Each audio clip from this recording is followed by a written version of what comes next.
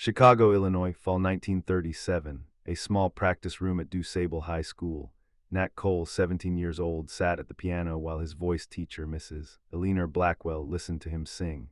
He was working through body and soul, trying to apply the techniques she'd taught him: proper breath support, open throat, forward placement, all the classical fundamentals. Mrs. Blackwell stopped him halfway through the second verse. "Nathaniel, you're doing it again. You're singing through your nose, the tone is pinched, and that slight lisp on your S sounds, you need to correct that." "I'm trying," Nat said, "but when I open my throat more, I lose the sound I want." "The sound you want is incorrect. You have a limited range, barely 2 octaves. You breathe in odd places. Your vibrato is inconsistent, and you mumble. Your consonants." She paused, then delivered the verdict that would echo through his life. "I'm being honest with you because I care about your future. You will never be a professional singer with this technique, but you're an excellent pianist. Focus on that." Nat looked down at the piano keys. He'd heard similar assessments before. His voice was wrong, too nasal, too limited, too imperfect. "What if I don't want to just play piano?" he asked quietly. "Then you'll be disappointed," Mrs. Blackwell said. "The voice you have won't succeed in professional music. I'm sorry, but that's the truth." She was completely wrong, but it would take years for Nat to prove it. Before we dive into how Nat King Cole's flawed vocal technique became the gold standard for intimate singing, how every element the experts said was wrong became his signature, and how he redefined what it meant to sing properly, let me ask, where are you watching from? Drop a comment, because this story about authenticity defeating technical perfection is going to change how you think about what makes a voice great. Classical vocal training in the 1930s had rigid rules. A good voice needed wide range, at least 2.5 octaves, ideally 3, strong, consistent vibrato, forward placement with no nasality, perfect diction with crisp consonants, powerful projection for concert halls, dramatic dynamics from whisper to forte. Nat Cole's voice violated almost every rule. His range was limited, about 2 octaves from low F to high F. Most trained singers could hit 2.5 to 3 octaves easily. Ella Fitzgerald had 3 octaves.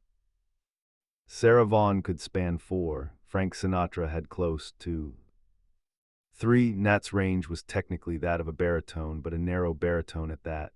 Songs had to be carefully chosen and arranged to stay within his comfortable range. His vibrato was inconsistent, sometimes present, sometimes absent. Listen to any Nat King Cole recording and you'll hear it. Some notes have a gentle vibrato, others are straight tone with no vibration at all. Classical training demanded consistent vibrato for warmth and richness. Every sustained note should have that gentle oscillation of pitch.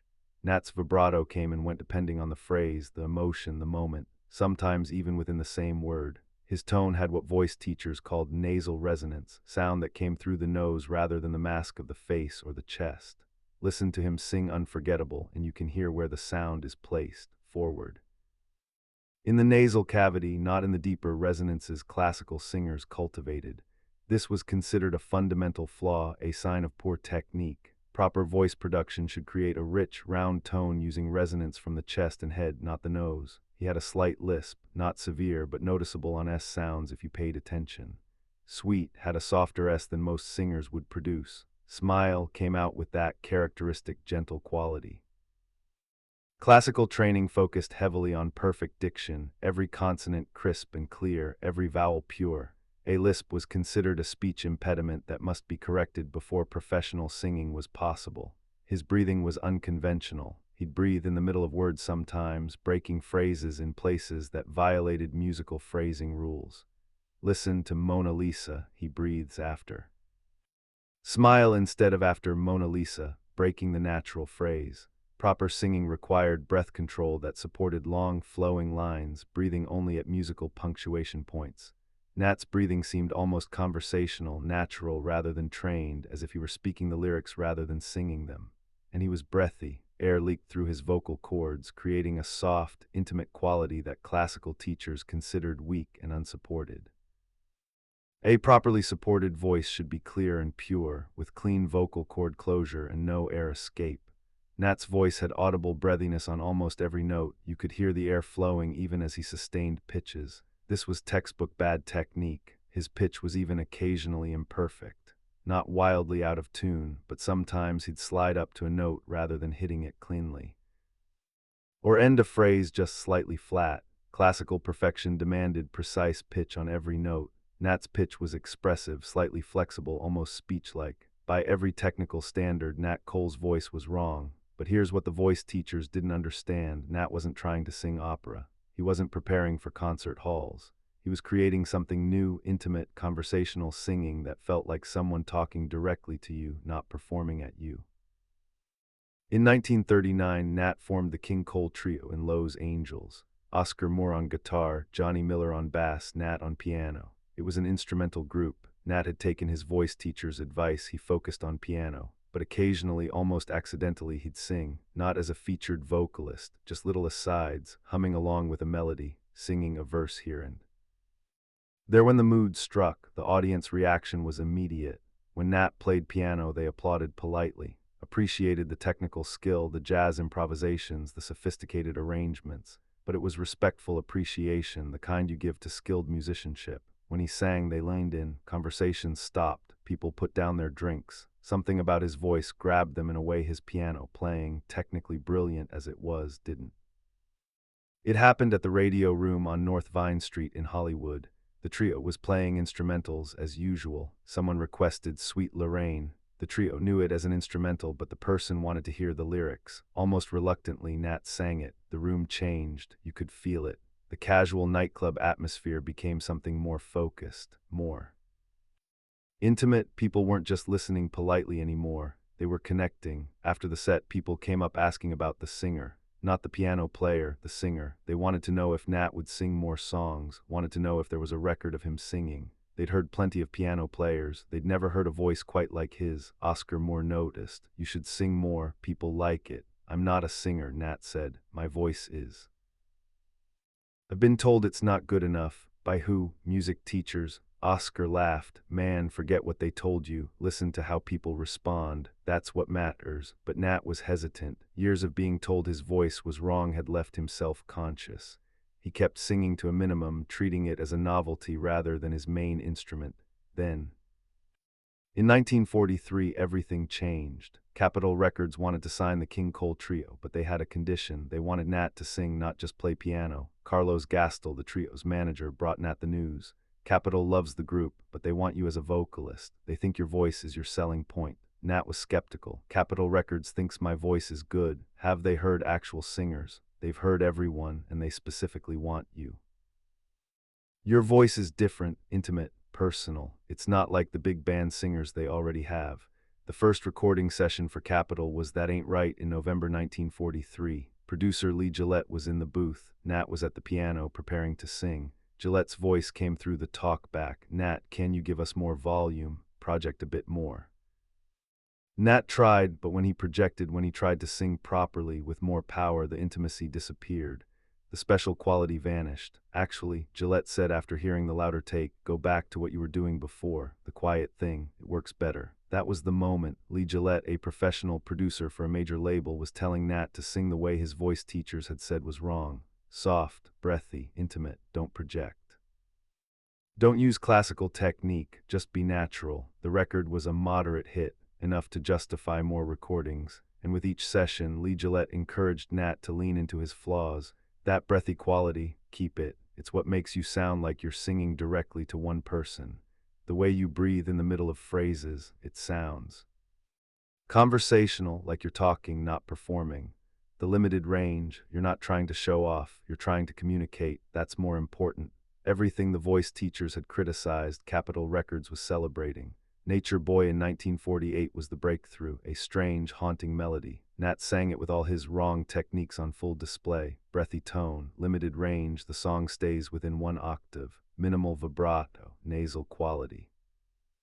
That slight lisp on There Was a Boy. The song sold over 1 million copies, topped the charts for 8 weeks, made Nat King Cole a star. Music critics analyzed it. What made this recording so compelling? Technically, by classical standards, the vocal performance was flawed, but emotionally it was perfect. Nat sounded vulnerable, mysterious, intimate. You believed every word because he wasn't trying to impress you with technique. He was trying to tell you a story. Mona Lisa in 1950 cemented it. The song became one of the biggest hits of the decade. Again, Nat's vocal performance violated every classical rule. The range was narrow, the melody sits in less than an octave. His breathing was unconventional, breaking phrases in odd places. His tone was soft, breathy, intimate, but that's why it worked. Mona Lisa isn't an opera aria, it's a personal meditation on art and beauty and mystery. Nat sang it like he was thinking out loud, wondering about this painting, sharing his thoughts with you quietly. A classical singer would have projected, would have used dramatic dynamics, would have made it a performance. Nat made it a conversation, and that's what changed popular music. Before Nat, most popular singers used techniques derived from classical training or big band projection. You had to sing loud enough to be heard over an orchestra. You had to project to fill a concert hall. Technique was about power and range and drama. Nat proved you could do the opposite. With a microphone, you didn't need to project. You could sing softly, intimately, conversationally. The technology changed the rules, but Nat was the first to truly understand and exploit that change. His flaws became strengths in the new context, the nasal quality. It made his voice distinctive, instantly recognizable. You could hear three notes and know it was Nat King Cole. The breathiness, it created intimacy. You felt like he was singing directly to you, not to an audience of thousands. The limited range, it made his songs accessible. He wasn't showing off, he was communicating. Anyone could imagine singing along because the melodies stayed in a comfortable range. The unconventional breathing, it made the phrasing natural, conversational, not stiff and formal but human. The slight lisp, it added character, a tiny imperfection that made him more real, less polished, more genuine. Every element that voice teachers said would prevent success became part of what made him successful. By the 1950s, a generation of singers was copying Nat King Cole's technique. Perry Como listened to Nat's records obsessively, studying how he created that intimate sound. Como's own style, relaxed, conversational, gentle, was directly influenced by Nat's approach. Dean Martin took Nat's casual phrasing and made it even more laid back, creating the ultimate, easy listening style. The way Dean would almost throw away lyrics, sing them conversationally as if he'd just thought of them, came from watching how Nat treated songs as conversations rather than performances. Johnny Mathis, when he started recording in the late 1950s, was explicitly trying to sound like Nat King Cole. His producer Mitch Miller even told him, "Study Nat, learn how he creates intimacy. That's what you need." And it wasn't just male singers. Nancy Wilson studied Nat's phrasing. Dionne Warwick learned from his conversational approach. Even Barbra Streisand, who had a much wider range and more classical technique, cited Nat as an influence for his emotional directness. They were all learning from Nat, learning to sing wrong the way he did, because audiences loved it, and they were learning specific techniques, how to use breathiness for emotional effect, how to phrase conversationally rather than musically, how to create intimacy through microphone technique, how to prioritize emotional truth over technical display. Sinatra, who'd started in the 1940s with a more traditional big band approach, began shifting his style by the 1950s. He became less about powerful projection and more about intimate communication. Listen to his 1950s Capitol albums. The influence of Nat's conversational style is clear. Sinatra even acknowledged it in interviews. Nat taught us all that less can be more. Voice teachers had to adapt. By the late 1950s, some progressive teachers were actually studying Nat King Cole's technique and teaching it to their students, not as how to sing incorrectly, but as a legitimate style, intimate vocal production, microphone technique, conversational phrasing. Things Nat did instinctively were now being analyzed and taught. Margaret Whitfield, a voice teacher in New York, wrote an article in 1959 for a music education journal. We must recognize that amplified intimate singing requires different techniques than classical projection. Nathaniel Cole has pioneered a valid approach that we can no longer dismiss as inferior. The voice teacher who told Nat he'd never be a professional singer probably never saw that article. But she'd been teaching the old rules in a new world. She couldn't imagine that limitations could become innovations. Nat himself was always slightly uncomfortable with his voice. Even after decades of success, even after millions of records sold, he'd still reference those early critiques. In a 1964 interview, a journalist asked him about his vocal technique. Nat smiled. "I don't have technique, that's the secret. I just sing the way I talk. My voice teachers told me that was wrong. Maybe it is wrong by their standards, but it works. Do you think your voice is good? The journalist pressed. Nat paused. I think my voice is honest. Whether it's good or not, people seem to connect with it. That's all that matters. He died months later in February 1965. By then, the Nat King Cole style was the dominant approach to intimate popular singing. Frank Sinatra, who had started with a more traditional big band projection style, had shifted toward Nat's conversational intimacy by the 1960s. Even Sinatra recognized that Nat had found something fundamental about how to communicate through song. Today, every vocal coach teaching contemporary styles references Nat King Cole. His technique is the foundation of modern intimate singing, the soft tone, the conversational phrasing, the minimal vibrato, the focus on authenticity over technical display. Music schools now teach microphone technique as standard contemporary vocal training. Students learn to sing softly, to use breath for emotional effect, to phrase conversationally rather than formally. They're learning to sing wrong the way Nat did, except it's not wrong anymore, it's the standard. The irony is absolute. The boy told he'd never be a professional singer became the singer every professional studies.